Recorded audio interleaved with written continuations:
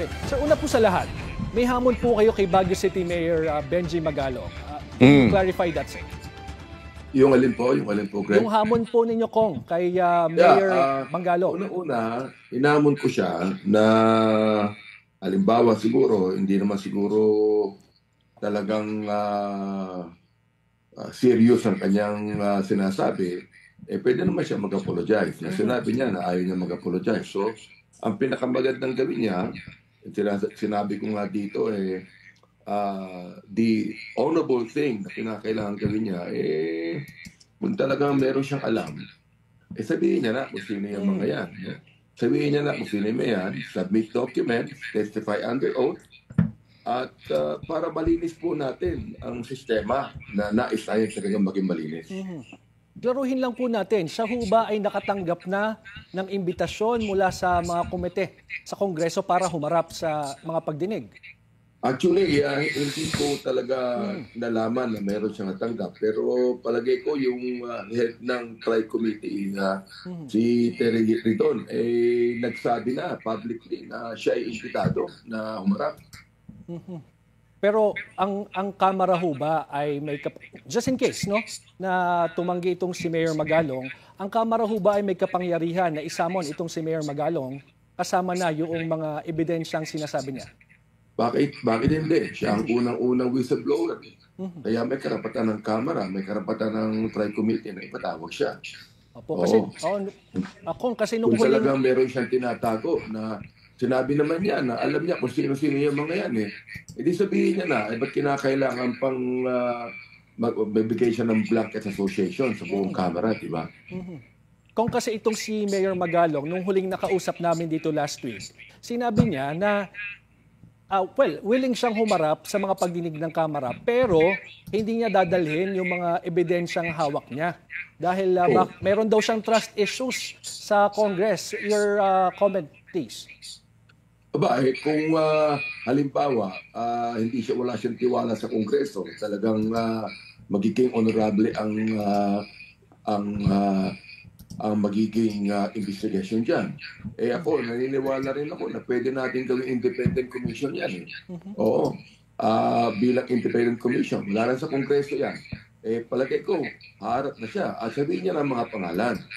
Lahat ng mga pangalan na sinasabi niya na alam niyang meron siyang ebidensya, sabihin niya na, ako, I'm in favor of an independent commission to investigate on this. And once may mapangalanan po niya, ano yung next step ng Kamara tingil dito? Ang next step ng Kamara siguro, hindi lang yan, imbestigahan na. Imbestigahan na sapagkat sinabi naman ni Congressman Terry na kung merong talagang dapat imbestigahan sa Kamara, imbestigahan na yan. O pwede mag-complain sa Committee on Ethics tungkol dyan, imbestigahan na rin. Pero mas maganda siguro na magkaroon na ng independent commission para ang investigasyon ay walang bahid ng anumang bias. Independent commission na parallel sa investigasyon na ginagawa ng Kongreso at Senado.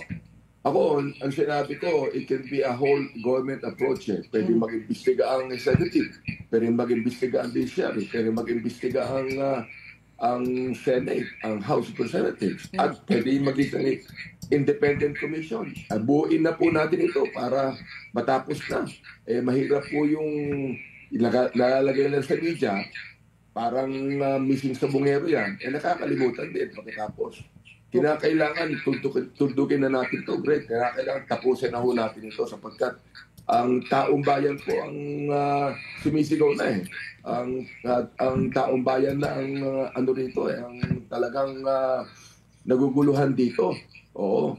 Kaya dapat talagang ito ay tapusin na natin. Ayon po kay Senator Lacson, baka may mga congressman talaga na madawit dito. Your reaction, please. Well, yeah, oo. At ako, I'm open to that. No? Kung talagang sabi ni Senator Lacson, merong tawang dawit ng congressman dito, kahit ang mga senador, may dawit din yan. Lapas na sapagkat wala namang contractor na gagawa ng ganyang mga bagay na walang politiko na nasa likod niyan. So naniniwala po kayo na talagang may mga politikong involved at masasabit sa issue na ito? Karamihan. Karamihan. Meron din mga tinatawag na may project ang DPWH na walang politiko ang nagsasabi, no?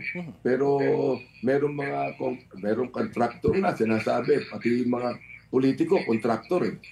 Kaya sabi ko, yung mga contractor na binangkit ng ating Pangulo, meron yan sa likod ng mga opisyal ng DPWH, meron sa likod niya ng mga elected officials, kinakailangan na pong i-reveal yan.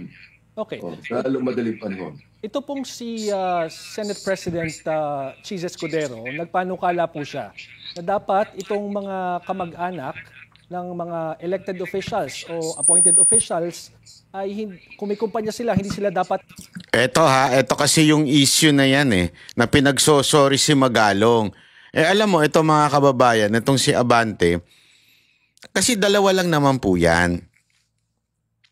Dalawa lang naman po ang klase ng tao sa mundo na ito pagdating sa politika. Okay? Ikaw ay parte ng korupsyon, parte ka ng sistemang nangungurap sa bayan, or ikaw ay nakikita mo may nangyayaring korupsyon, may nangyayaring hindi maganda, pero hindi ka umiimik. Yang dalawang bagay na yan, pareho pa rin masama yan. Diba? Kahit pagbali-baligtarin mo, yan po ay kapalpakan pa rin po. Masama pa rin po yan.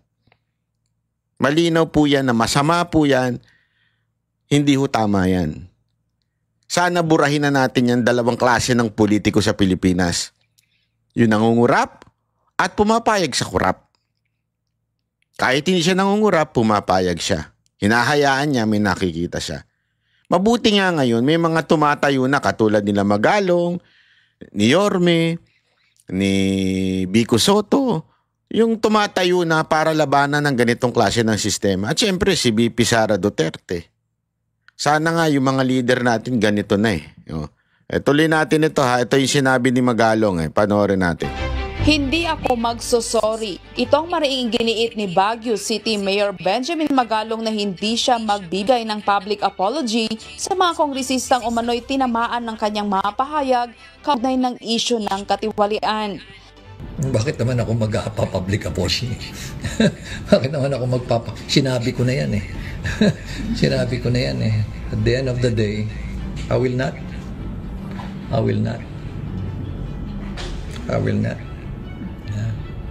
Tingnan nga natin kung saan pupunta yung kanilang investigasyon o yung kanilang committee hearing. Hintayin natin. Pero hindi ako mag-apologize. Ayon kay Magalong, malinaw kung sino ang tunay na sumisira sa imahe ng institusyon, hindi siya, kundi mismo mga mambabatas na sangkot umano sa anomalya. Tama. Unang-una, hindi ako mag-apologize sa kanila. Sila dapat ang mag-apologize sa taong bayan sa kanilang mga pinaggagawa. Isipin mo, alam naman nila na marami sa kanilang kasamahan involved sa katiwalian. Pero nananahimik sila. Alam ko marami rin sa kanila matitino. Yan. Pero masama. Pinabayaan lang natin. Pinabayaan. Nananahimik dahil nga ayaw nilang, kumbaga, nangyari sa kanila is tolerance.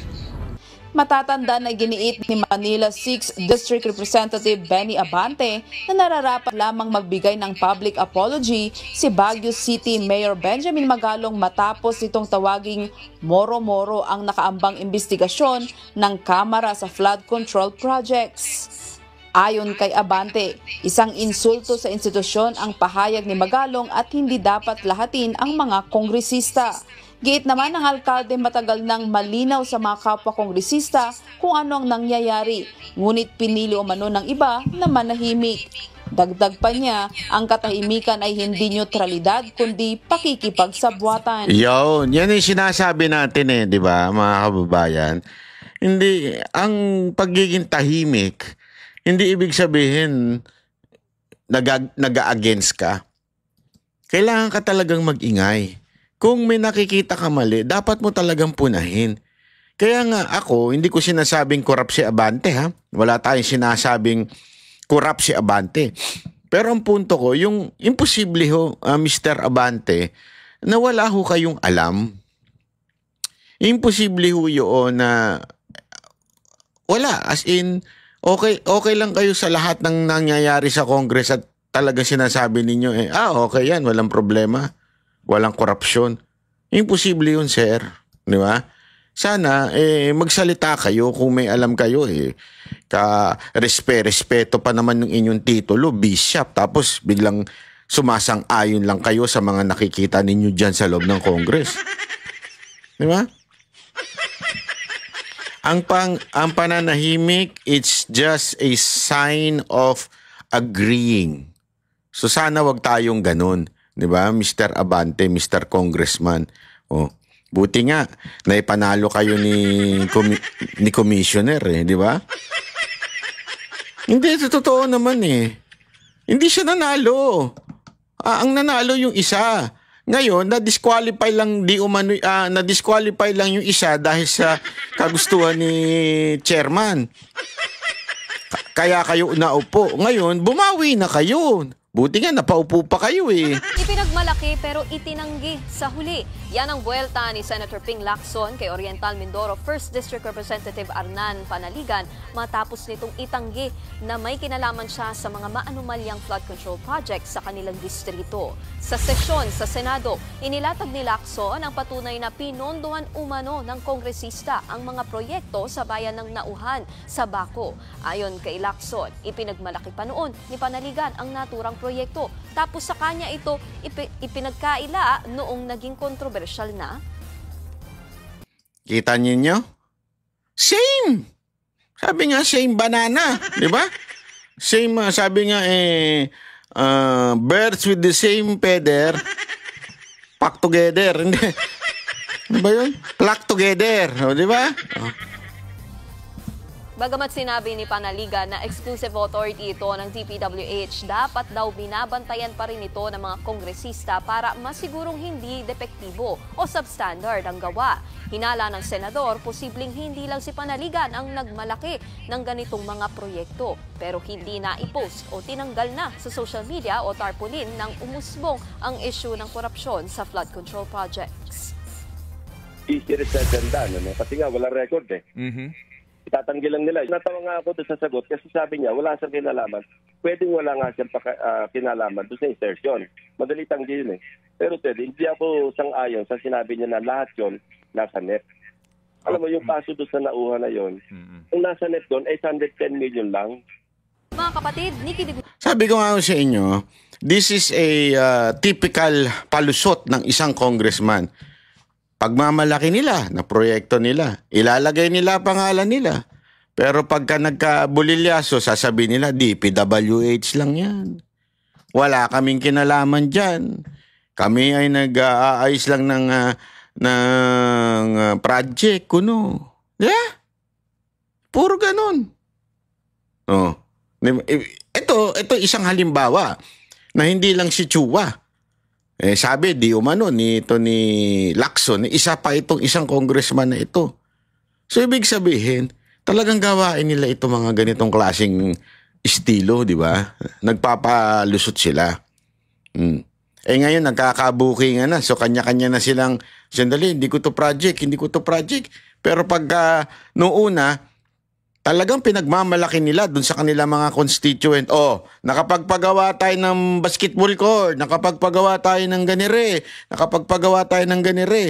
Nung nakita yung mga kapalpakan, kasalanan niya ng DPWH. Typical palusot ng mga congressman.